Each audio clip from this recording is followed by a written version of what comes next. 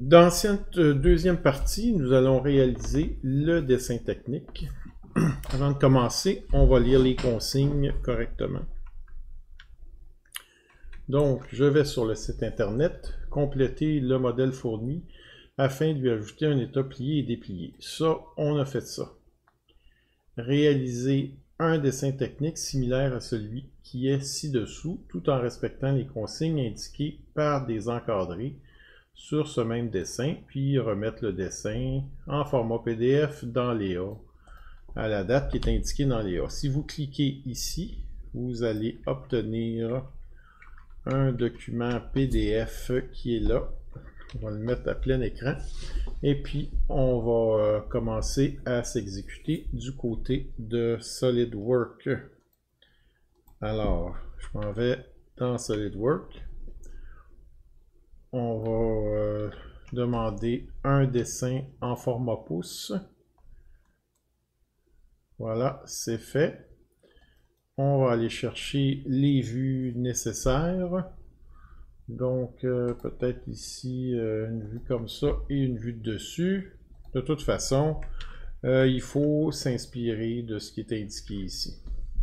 Et puis, ici, probablement un détail, mais c'est déjà le cas. Un détail de cet élément-là. Alors, je sélectionne bien le centre, je clique et puis je l'apporte. On va peut-être changer tout de suite l'échelle. 2 dans 1. Dans ce cas-là, on va plutôt mettre nous 10 dans 1. Voilà. C'est placé ici. Et puis, on va importer les dimensions. Donc, modèle entier dans toutes les vues. Voilà, c'est fait. Et puis, effectivement, on voit que peut-être qu'il va avoir, va peut-être être compliqué à coter, aussi limite. Ici, on pourrait le laisser échelle 1 dans 1, ce que je préfère généralement. Mais c'est quand même petit, puis il y a des cotes à rajouter. On peut peut-être augmenter l'échelle ici, 2 dans 1. Voilà, c'est fait. À partir d'ici, on va s'occuper du cartouche. Évidemment, flexion 2020, c'est pas bon ça. Ça, si vous remettez ça, ben, je vais vous indiquer que vous ne suivez pas les normes. Donc, ce qu'on va faire, c'est qu'on va enregistrer notre fichier en changeant son nom. On va faire enregistrer sous. On se ramasse un élément qui a déjà le bon nom, puis on a juste à changer comme ça. Faites attention quand vous cliquez sur un nom existant, de ne pas rajouter des extensions par-dessus des extensions. Alors, dans le doute, ici, il n'y aurait pas de problème, mais dans le doute, vous effacez tout simplement l'extension. Et puis vous enregistrez, puis évidemment SolidWorks, lui, va s'occuper de remettre la bonne extension. Si vous avez sauvé comme je viens de le faire, quand vous allez retourner sur votre dessin, ben le numéro devrait apparaître ici. Et puis mes titres étaient déjà là. Dans ce cas-là, mon dessin, j'avais déjà indiqué. Vous pourrez mettre votre nom à la place là, pour dessin. Et puis, pour ce qui est de remplir pour les enseignants et tout ça, ben soit vous l'écrivez à la main si vous n'avez pas exactement les bons paramètres, sinon vous allez ici puis vous indiquez les bons éléments. Vous allez noter, il manque le petit 01 de la version à cet endroit-là. Si vous voulez l'ajouter, c'est qu'en fait c'est un fichier qui a été créé avant qu'on commence à mettre la numérotation. Alors, ce qu'il faut faire, vous retournez dans le document, vous allez dans Fichier, Propriétés, dans Personnaliser, ici, vous tapez Version. Il faut écrire exactement Version, sinon ça ne fonctionnera pas. Vous donnez un coup de tabulateur, ça donne texte, et puis ici, comme valeur, vous mettez 0,1. Vous acceptez et vous sauvegardez. Si vous retournez dans le dessin technique, eh bien, l'élément va être complètement rempli. Donc là, c'est parfait. Alors, pour les prochaines minutes, ça ne sert à rien que vous me regardiez modéliser sans arrêt. Je vais tout organiser les cotes, puis venir vous retrouver après. Vous allez noter, cette grande cote-là vient probablement du dessin de flexion, tout ça. Faites simplement cliquer à droite, puis vous la cachez, tout simplement. J'ai maintenant terminé la disposition des cotes de façon similaire à ce qui était donné sur le document PDF. Alors, je vais juste ressortir certaines caractéristiques que j'ai fait. Dans l'élément précédent, je ne vous ai pas mentionné comment faire la coupe ici. Je vais le refaire rapidement sur un autre élément. Ce que je vais faire, je vais tout simplement copier une vue qu'on effacera par après, là, ici, simplement pour vous montrer comment. Donc, imaginez que j'ai cette vue-là et que j'aurais le fameux détail qu'on avait placé un peu plus bas. Je ne sais pas si le détail est fameux, mais en tous les cas. Donc, avec le détail, imaginez on est parti de là, puis là, on voudrait la coupe. Alors, moi, je préfère, quand les coupes sont évidentes, j'aime pas mettre de flèches pour rien. Alors, à la place, je me place un rectangle autour de mon objet, comme ceci. Je demande coupe locale, et puis je sélectionne l'arc de cercle de l'autre vue. Il va trouver automatiquement la position. Regardez à côté la figure en rouge comme ça, faites juste appuyer. Et puis il va trouver les hachures, puis j'ai complété de cette façon-là. Alors, je vais juste supprimer maintenant ces vues-là parce qu'on n'en a pas de besoin. Et je vais vous montrer aussi quelques éléments particuliers sur les cotes que j'ai importés.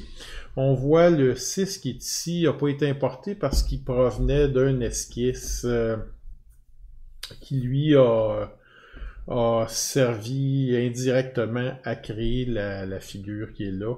Donc c'est pour ça que la cote n'a pas été importée. Il y a le 12.50. Alors, je vais juste vous montrer comment on réagit. On fait ça ici.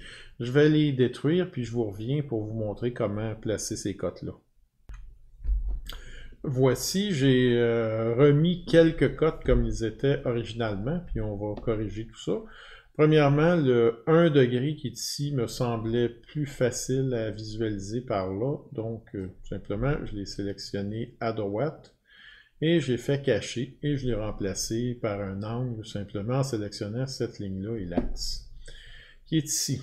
Deuxièmement, le diamètre 6, évidemment, est préférable d'apparaître sur le profil. De cette façon-là, on va savoir s'il vient du haut ou du bas. Alors, j'appuie sur majuscule, je prends la cote et je la transporte dans l'autre vue, tout simplement. Par la suite, pour que ça soit clair que c'est vraiment le point du haut qu'on pointe et non le bas, eh bien, je prends la cote ici et je l'incline un petit peu comme ça. De cette façon-là, c'est évident que c'est ici et là qu'on pointe. Le 6 qui est en bas, comment j'ai procédé?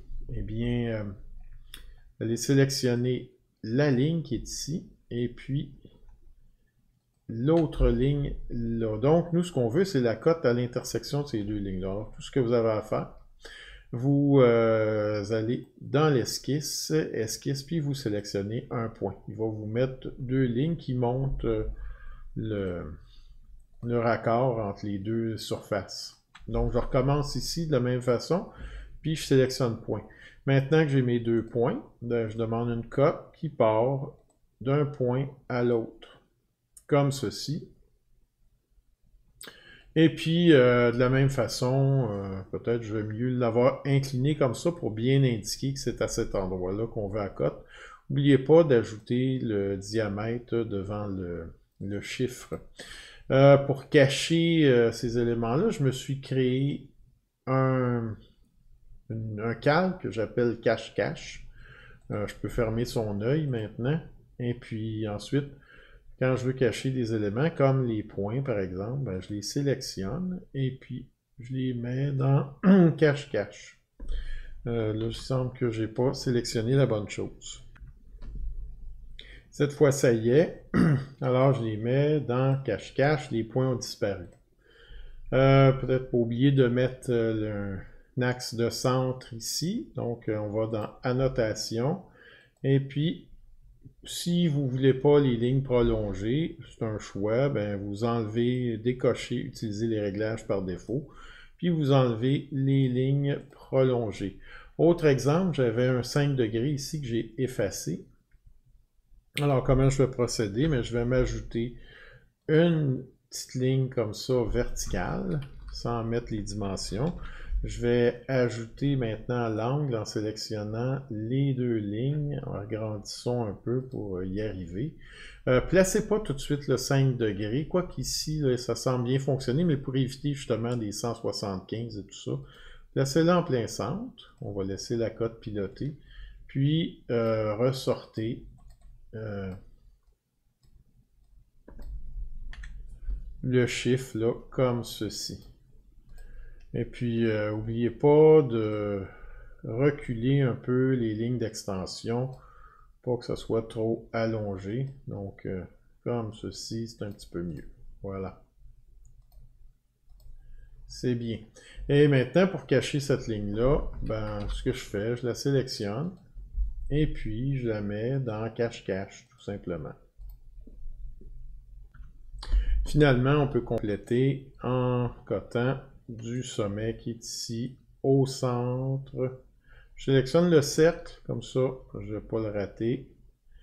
Et n'oubliez pas, encore une fois, quand vous avez fini, de reculer les lignes d'attache. Ici, voilà, je l'ai bien reculé, puis à circuler de l'autre côté. Il reste maintenant à ajouter les deux vues, comme on le voit dans l'exemple ici, avec la note. Donc, je vous montre comment on va procéder.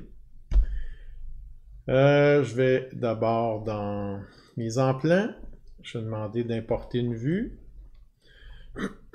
On va sélectionner. On va demander une vue isométrique. On voit le résultat. On peut peut-être tout de suite régler l'échelle. Donc, une échelle personnalisée. Cette fois, on va aller à 1 dans 1. J'imagine qu'elle est disponible en haut. Voilà, échelle 1 dans 1. On ne l'indique pas parce que c'est une vue axonométrique. Pas de ligne cachée. Et voilà. Et je recommence l'opération, exactement la même. Donc, j'accepte et je refais la même opération. Donc, je reprends la même pièce. Je redemande une vue isométrique. Pas de ligne cachée. Ensuite, à l'échelle personnalisée, 1 dans 1. C'est bon. Et ici, je sélectionne défaut. Voilà. Alors, j'ai maintenant mes deux vues. Je clique à l'intérieur d'une des deux vues, disons celle-ci. Et puis, j'ajoute la note, comme ceci. Fermer et ouvrir la charnière à 3 reprises à la sortie de la pièce du moule. Voilà. Donc, je me compare comme il faut avec l'exemple qui a été donné. M'assurer que tout est aussi bien. Oui, j'ai mon 5 degrés, ça n'a pas besoin d'être parfaitement égal. Peut-être, tiens, le texte, je peux peut-être le mettre aligné de cette façon-là, ou le réécrire. Souvent, moi, je les réécris parce que je préfère travailler en minuscule, mais ça, c'est votre choix. Donc, une fois que vous êtes bien contrôlé, ben, il nous reste à faire répondre aux questions qui sont indiquées ici concernant les matériaux et les tolérances. Alors, on se revoit dans une autre vidéo à ce sujet. À tout à l'heure.